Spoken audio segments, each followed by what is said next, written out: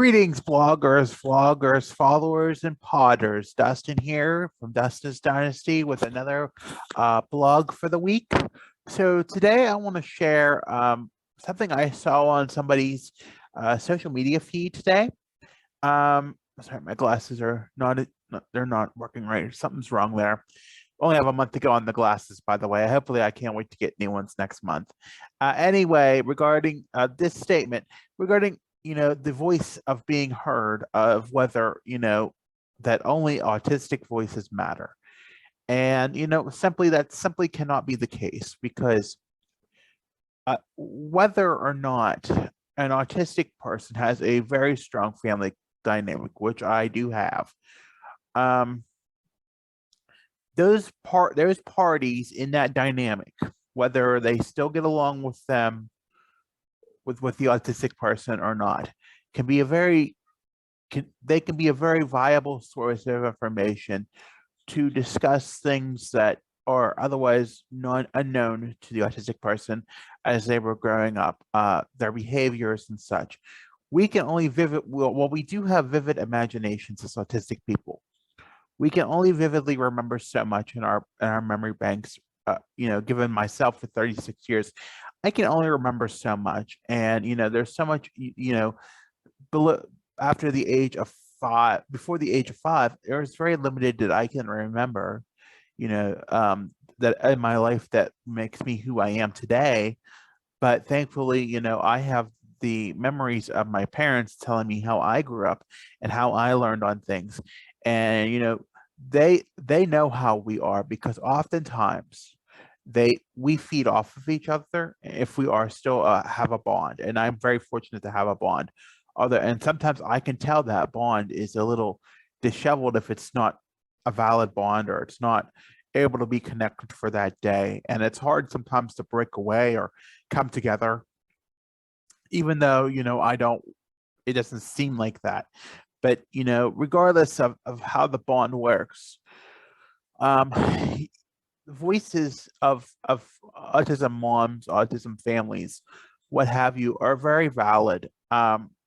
Sometimes autistics have limited speaking capabilities, or some are even non-speaking, and they're not, and even though they use assisted tools to tell the world how they are, and what they conquer on their journeys, it still doesn't put the other perspective of what the other person is in life. What the person goes through from the point of a parent, of a parental person. It's hard to, they are valid. They should be seen valid. They know what's best and what works. They know when an autistic person is not in their best element. The one that they're raising, it's when they're not in their best element to be, they're in best care, or they know their best interests. They know what works for them, what works for them. They bring aside to the voice of, making sure that their autistic child gets the things that they need when there's nobody else out there to advocate. And I always say a mother is the best autistic person's advocate, regardless of, especially when they're in their teen years or their youth years, because we're just brain dumb sometimes. And I hate to say it like that, because I've done some things at that teenage adolescent stage that I thought I knew I had the right to do, and they probably wasn't the best ideas at the time, but I did do them, and they did have some consequences after, and did cause a lot of deterioration for my family. And that I have to live with that every day. And to have somebody like my mother or my father, who are big supporters of me, and I know everybody does not have the same level of graciousness and good families that are back them up. But my mother was a very viable advocate in my teen years and somewhat into my adult years. Now she has left the advocating to me in my adult years, because simply I know what I need, and I can verbalize. I've breaking a lot of social barriers, you know, and been able to speak for myself in a great deal and a great onset, but it didn't come without practice. And still, I still have issues at times, but and she does help. But for the majority, I can speak for myself, but I still value her opinion and I value it very much. I don't like to do many things without her having her insight on things. And I know that sounds makes me sound like a mama's boy, but you know, it's the truth. I really value because I know she knows what's in my best interest. I know, and we kind of feed off of each other. And I know there's a lot of autistics and their caregivers that feed off of each other back to back, you know, like that because we were empaths and we feed off of each other. So, you know, that to say that, you know, we don't empathize is one thing because we do. And, you know, it can really show in those times of need and those times of, you know, when we really want to be our best and, you know, we really care for each other. And, you know, it's just something, you know, to be proud of.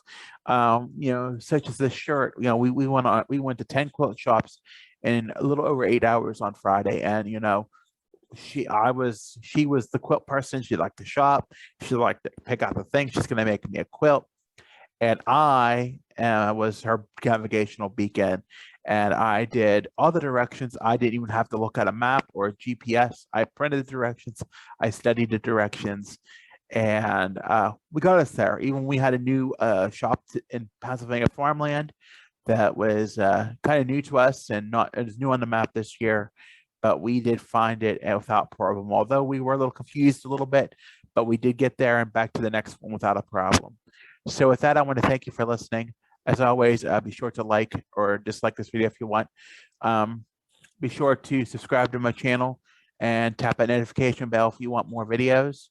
As always, you can follow me on Facebook, Instagram, and Twitter at Dustin's Dynasty, on the web at dustinsdynastyusa.com, and on Pinterest and TikTok at Dustin's Dynasty ASD.